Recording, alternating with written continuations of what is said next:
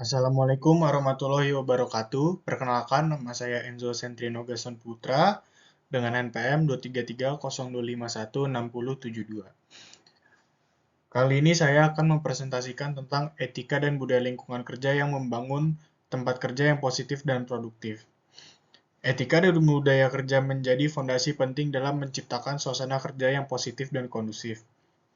Ketika nilai-nilai etika dijunjung tinggi, karyawan merasa dihargai dan termotivasi untuk berkontribusi secara maksimal. Budaya kerja yang baik tidak hanya meningkatkan kesejahteraan karyawan, tetapi juga berpengaruh langsung terhadap produktivitas perusahaan secara keseluruhan. Penelitian menunjukkan bahwa perusahaan dengan budaya kerja yang sehat memiliki tingkat retensi karyawan hingga 20% lebih tinggi dibandingkan yang tidak menerapkan budaya yang sama. Membangun lingkungan kerja yang positif melalui etika yang konsisten dapat memperkuat kerjasama tim, mendorong komunikasi terbuka, dan menciptakan rasa tanggung jawab bersama di antara seluruh anggota organisasi. Mengapa etika penting di lingkungan kerja? Yang pertama, ada kepercayaan dan integritas. Etika membentuk fondasi kepercayaan organisasi. Yang kedua ada reputasi perusahaan. Etika memperkuat loyalitas pelanggan dan citra perusahaan. Yang ketiga ada preferensi konsumen, 70% konsumen memilih perusahaan yang etis. Berikut ada prinsip-prinsip etika dalam lingkungan kerja. Yang pertama adalah kejujuran dan transparansi. Komunikasi yang jujur dan transparan dalam tindakan sehari-hari. Yang kedua adalah keadilan dan kesetaraan.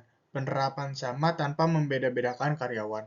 Yang ketiga ada tanggung jawab, akuntabilitas atas keputusan dan perilaku. Yang keempat ada contoh kasus Enron. Kegagalan ketika yang merugikan semua pihak. Selanjutnya ada membangun budaya lingkungan kerja yang positif. Yang pertama ada komunikasi terbuka. Umpan balik konstruktif membangun transparansi. Yang kedua ada penghargaan kinerja. Menghargai kontribusi karyawan, meningkatkan motivasi. Yang ketiga ada peluang pengembangan, fokus pada karir dan pembelajaran berkelanjutan. Yang keempat ada contoh Google, inovasi dan budaya kerja menyenangkan yang produktif. Selanjutnya ada implementasi praktis, kebijakan, dan prosedur. Yang pertama ada kode etik yang jelas, dokumen yang dirancang agar mudah dipahami oleh seluruh karyawan. Yang kedua ada pelatihan berkala, memberikan pelatihan secara rutin untuk menanamkan nilai-nilai etika secara berkelanjutan. Yang ketiga ada mekanisme pelaporan, menyediakan sistem yang aman dan terpercaya untuk melaporkan pelanggaran etika.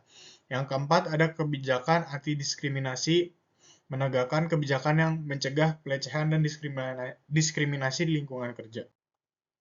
Selanjutnya ada studi kasus, keberhasilan dan kegagalan dalam penerapan etika. Yang pertama ada keberhasilan Patagonia, komitmen kuat terhadap lingkungan dan etika bisnis, membuat Patagonia berhasil dalam penerapan etika bisnis. Yang kedua ada kegagalan Volkswagen. Skandal emisi merusak reputasi perusahaan secara serius. Yang ketiga ada faktor keberhasilan. Kepemimpinan, transparansi, dan budaya etika yang baik. Selanjutnya ada tentang dan solusi dalam membangun budaya etika. Yang pertama ada resistensi perubahan. Kurangnya dukungan manajemen menghambat kemajuan. Yang kedua ada kurang kesadaran. Pentingnya edukasi dan pemahaman etika secara menyeluruh. Yang ketiga ada solusi efektif. Kepemimpinan tegas, komunikasi, dan pelatihan berkelanjutan. Kesimpulan dalam etika sebagai investasi jangka panjang. Yang pertama ada produktivitas. Lingkungan kerja yang menjunjung tinggi nilai-nilai etika akan secara signifikan meningkatkan hasil kerja nyata. Karyawan yang merasa dihargai dan diperlakukan dengan adil lebih termotivasi untuk memberikan performa optimal dan bekerja secara efektif.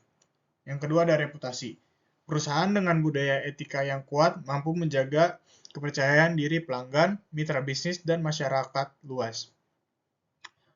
Reputasi positif ini menjadi aset berharga yang berdampak pada berkelanjutan dan pertumbuhan bisnis jangka panjang. Yang ketiga adalah loyalitas karyawan.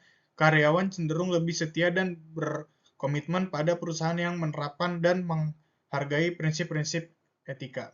Hal ini mengurangi tingkat turnover dan menciptakan suasana kerja yang harmonis dan produktif.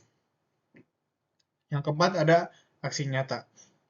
Perubahan positif dimulai setiap individu dengan mengambil tanggung jawab personal dan menjadi agen perubahan. Setiap karyawan berkontribusi membangun budaya yang kuat dan lingkungan kerja yang sehat serta produktif. Sekian presentasi yang saya sampaikan. Maaf jika masih ada kekurangan kata. Wabillahi taufik wal hidayah. Wassalamualaikum warahmatullahi wabarakatuh.